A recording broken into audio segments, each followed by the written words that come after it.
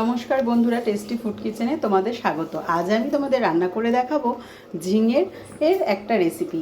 এই ঝিঙে দিয়ে আমি আজকে তোমাদের করে দেখাবো তেল ঝিঙে। যেমন আমরা তেল পটল করি, দই পটল করি, সেরকম তেল ঝিঙে। তো তেল ঝিঙে করার জন্য দেখো আমি একটা 250 গ্রামের ঝিঙে নিয়ে নিয়েছি, খুব ভালো করে পরিষ্কার করে কেটে রেখেছি। এবার আমি এর মধ্যে দিয়ে দেবো এরকম লম্বা লম্বা করে রাখা টমেটো। আমি একেবারে তোমাদের ফ্রাই প্যানেই দেখাচ্ছি, ফ্রাই প্যানে এই বসিয়ে দেবো, তো আলাদা করে আর কোনো পাত্রে দেখালাম না।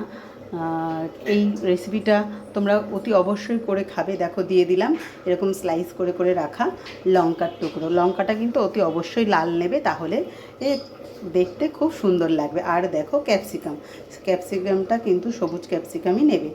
এবার আমি দিয়ে দেবো এতে পরিমাণ মতো লবণ। খুব বেশি লবণ দেবো না, কারণ ঝিঙে, পোস্ত, পটল যাই বলো, এগুলোতে কিন্তু আমাদের চিচিঙ্গা, তো এগুলোর মধ্যে কিন্তু দেখবে লবণটা খুব কম লাগে। তো দিয়ে দিলাম লবণ। এবার দিয়ে দেবো আমি পরিমাণ মতো হলুদ গুঁড়ো, দিয়ে দেবো একটু জিরের গুঁড়ো। খুব পরিমাণে জিরের গুঁড়ো দেবো না, জিরের পরিমাণে একটু কম দেবো। এটাতে তোমরা কিন্তু সর্ষে বাটা দিয়েও করতে পারো, সর্ষে পোস্ত দিয়ে, তাহলেও কিন্তু খুব ভালো টেস্ট হয়। আর দিয়ে দেবো আমি আগে থেকে বেটে রেখেছিলাম একটু টমেটো, আদা আর একটু চালমগজ, আর তার সঙ্গে কিন্তু আমি 2-1টা লঙ্কাও বেটে রেখেছিলাম। তো তার মিশ্রণটা দিয়ে দেবো। খুব বেশি পরিমাণে দেবো না, অল্পই দেবো, 3-4 চামচ মতো দিয়ে দেবো। এবার দিয়ে দেবো একটু চিনি, 2 চামচ মতো চিনি দিয়ে দেবো।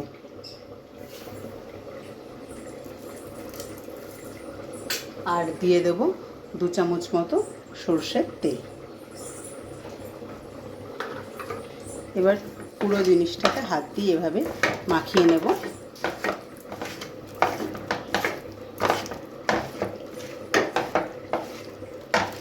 খুব ভালো করে মাখিয়ে নেব।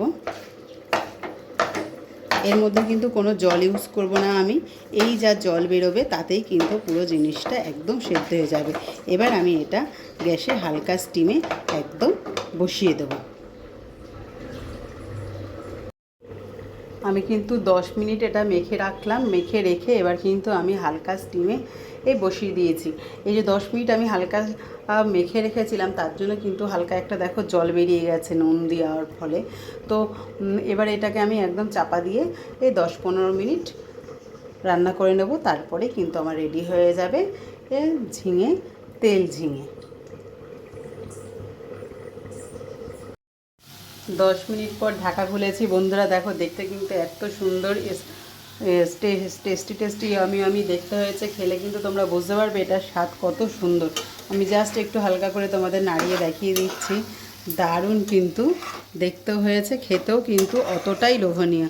এটা দিয়ে কিন্তু তোমরা অতি নিমেষের মধ্যে 1 থালা ভাত খেয়ে ফেলতে পারবে। খুব টেস্টি হয়। ওপর থেকে শুধু এবার আমি একটু দিয়ে দেব কাঁচা সর্ষের তেল।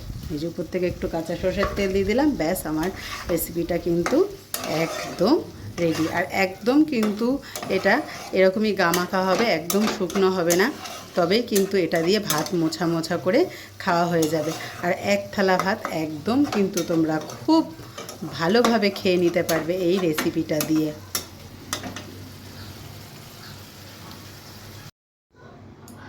আমার তেল ঝিঙে রেসিপি কিন্তু একদম রেডি বন্ধুরা। দেখো দেখতেও কিন্তু খুব সুন্দর হয়েছে, দেখতে একদম লোভনীয়, আর এটা কিন্তু খেতেও খুব টেস্টি। অতি অবশ্যই তোমরা একবার রেসিপিটা করে দেখবে, আর আমাকে কমেন্টে অতি অবশ্যই জানাবে।